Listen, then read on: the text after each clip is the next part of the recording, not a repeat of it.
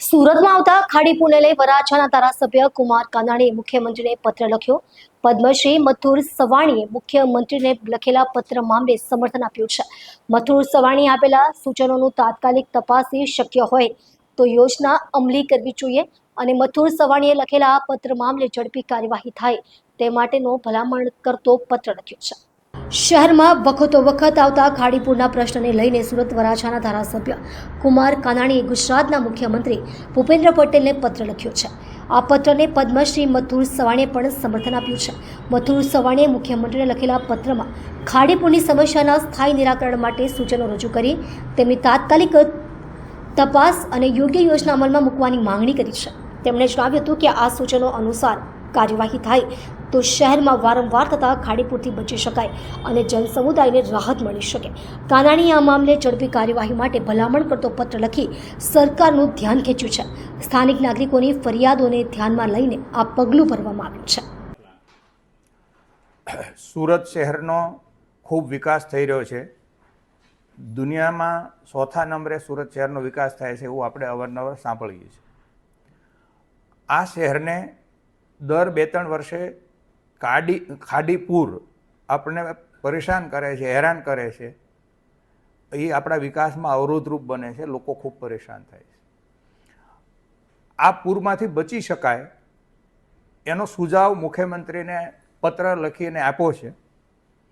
કેવી રીતે બચી શકાય તો સૌરાષ્ટ્રની અંદર 115 ડેમ ભરવા માટે સૌની યોજના બનાવવામાં આવી છે. એના 4 રૂટ મળી અને લગભગ 2000 કિલોમીટરનું પાઇપલાઇન નેટવર્ક ઊભું કરવામાં આવ્યું છે. તો ફક્ત આપણે તો 7 કિલોમીટરનું પાઇપલાઇન નેટવર્ક ઊભું કરીએ એટલે આપણો જે નવો રિંગ રોડ બની રહ્યો છે એ 200 ફૂટના એરિયામાં બની રહ્યો છે. તો વાલક પાસે જે ખાડી ક્રોસ થાય છે ત્યાં આ 2 પાઇપ નાખવામાં આવે છે 12 બાય 12 ફૂટના એરિયાના, જેમાં ટ્રક વયા જાય આવા, અને એને 5000 હોર્સ પાવરના મોટરોથી એ પાણીને ત્યાં સપોર્ટ કરવામાં આવે, પાઇપના નાખવામાં આવે, પ્રેશર કરવામાં આવે. એટલે મોટાભાગનું પાણી જ્યારે વધારે વરસાદ હોય ત્યારે તાપી નદીમાં ડાયવર્ટ થઈ શકે. આ પ્રકારનું સૌની યોજનાનું મોડલથી રિંગ રોડથી એક આખું બનાવી અને સુરતને કાયમી ખાડીપુરમાંથી બચાવી શકાય છે.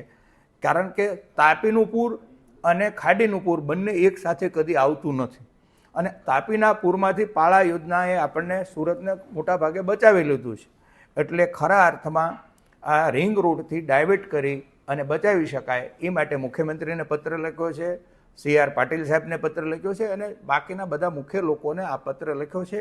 અને હું રૂબરૂ મળી અને પણ લોકોને આના માટે સમજાવવાનો પ્રયત્ન કરીશ. પત્ર લખ્યો છે ખાડીપુરને લઈને.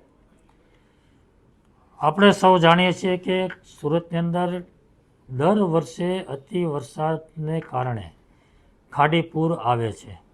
લાખો લોકો સુરત શહેરના પ્રભાવિત થાય છે અને ખાડીપુરમાંથી કેવી રીતે બચી શકાય એનું પ્લાનિંગ ઉદ્યોગપતિ શ્રી મથુરભાઈ સવાણીએ આપ્યું છે. અને એ પત્ર એણે મને પણ મોકલ્યો છે. પત્ર વાંચ્યા પછી મને એવું લાગે છે કે જો આ પ્લાનિંગ પ્રમાણે કામ થાય અને શક્ય હોય તો ખાડીપુરનો જો પ્રશ્ન હલ થતો હોય તો વહીવટી તંત્રએ તાત્કાલિક ધોરણે આને સર્વે કરાવવું જોઈએ. અને સર્વે કર્યા પછી જો આ વાત યોગ્ય લાગતી હોય અને ખાડીનો પ્રશ્ન હલ થતો હોય તો હું માનું છું કે યુદ્ધના ધોરણે આ કામ હાથ પર લઈ અને લાખો લોકોને જે પ્રભાવિત થઈ રહ્યા છે એને એમાંથી મુક્તિ આપવી જોઈએ. કેટલું નુકસાન કાકા, કેટલા લોકો પ્રભાવિત થતા છે, કેટલી મુશ્કેલી? લાખો લોકો પ્રભાવિત થાય છે. અતિ મુશ્કેલી, ખૂબ મુશ્કેલીનો સામનો લોકો કરી રહ્યા છે. અને આ દર વર્ષનો પ્રશ્ન છે અને એટલા માટે આ પ્રશ્ન હલ કરવા માટેના પ્રયાસો વહીવટી તંત્રએ કરવા જોઈએ. કાકા, એકબીજા ઉપર તંત્ર ખો નાખી રહ્યા છે. એક વિભાગ બીજા વિભાગ ઉપર, બીજો વિભાગ ત્રીજા વિભાગ ઉપર.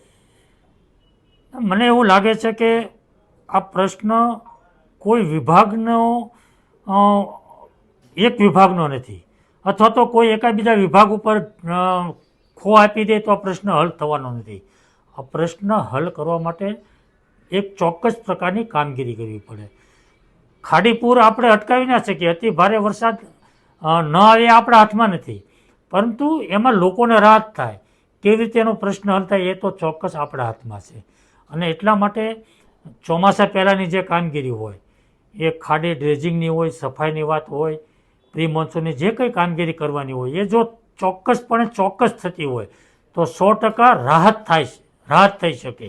અને જે આ પ્લાનિંગ આપ્યું છે મથુરભાઈએ, અને એનું જે સર્વે કરીને જો આપણે ચોક્કસ લાગતું હોય કે આનાથી ખાડી પૂર બંધ થાય એમ છે, તો હું ચોક્કસપણે માનું છું કે વહીવટી તંત્રએ આ પ્રશ્ન હાથ પર લઈ સર્વે કરાવી અને શક્ય હોય તો તાત્કાલિક યુદ્ધના ધોરણે આ કામ કરવું જોઈએ. કાકા, જવાબદાર વ્યક્તિઓ સામે પણ કાર્યવાહી, કારણ કે દર વર્ષે આ રીતની સ્થિતિ સર્જાતી હોય છે, અનેક ટેન્ડરો ભરાતા હોય છે સાફ સફાઈના, આ તે ગમે તે.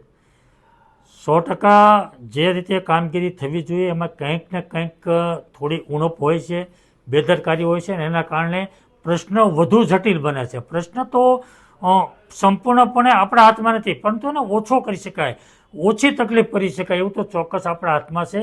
અને જો આ પ્રશ્ન આપણે ઓછો પણ ન કરી શકીએ, યોગ્ય કામગીરી આપણે ચોમાસા પૂર્વે ન કરીએ, તો ચોક્કસપણે આપણી બેદરકારી છે.